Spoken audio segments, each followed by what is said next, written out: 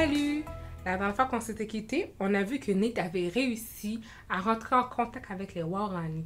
Et il y avait un homme qui aimait beaucoup faire du trouble dans son peuple. Et c'était Georges. Et Georges, il a voulu faire un tour avec les missionnaires et il l'a fait, mais il les a trahis. Et il a même décidé de monter tout le peuple de Waorani contre les missionnaires. Il a menti. Il a dit que les missionnaires ont essayé de lui faire du mal. Et c'était pas vrai. Et les Waorani ont donc décidé d'éliminer les missionnaires. Et les 5 missionnaires étaient maintenant morts. Mais ils ont décidé de se laisser mourir afin que les Waorani puissent avoir l'occasion d'entendre parler de Jésus. Et quand les épouses des missionnaires ont appris cette nouvelle, que les Waorani les avaient tué leur mari, elles étaient si tristes. Mais au lieu de vouloir se venger, elles les aimaient toujours et elles voulaient leur parler de Jésus. Seul Jésus pouvait aider les épouses à aimer les Waorani au lieu de les haïr pour avoir tué leur mari. Elles ont toutes continué à servir Dieu et à parler de Jésus aux autres pour le reste de leur vie. La mort de Nate, Jim, Ed, Roger et Pete a choqué les gens du monde entier. Les journalistes se sont précipités dans la jungle pour écrire l'histoire pour les revues, les journaux et même la télévision. Pouvez-vous imaginer comment vous aurez choisi le titre? Qu'est-ce que vous aurez mis comme titre? Peut-être, en grand titre, ce serait 5 missionnaires tués par les Waorani. Mais l'histoire de ces missionnaires-là ont été imprimées dans les journaux du monde entier. Et bientôt, des millions de personnes dans le monde entier ont entendu parler de cette histoire.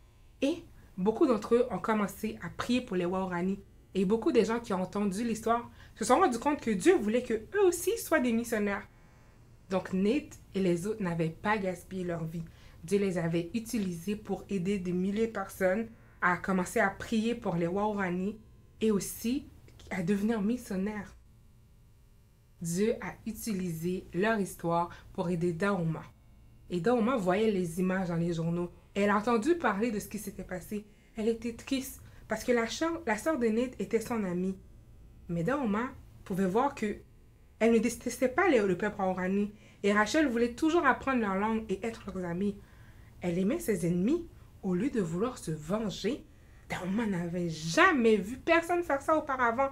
Dieu a utilisé cette histoire pour montrer à Dahomey comment l'amour de Jésus peut libérer les gens de la peur et de la haine.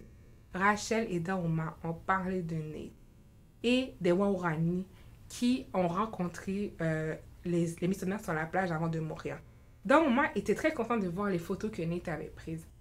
Elle savait qui était sur les photos. Elle a reconnu sa tante et même sa sœur. Et Dahomey a dit à Rachel en regardant la photo que c'était sa famille. La famille de Dahomey était donc encore en vie. Elle se demandait, mais est-ce que ma mère est encore en vie?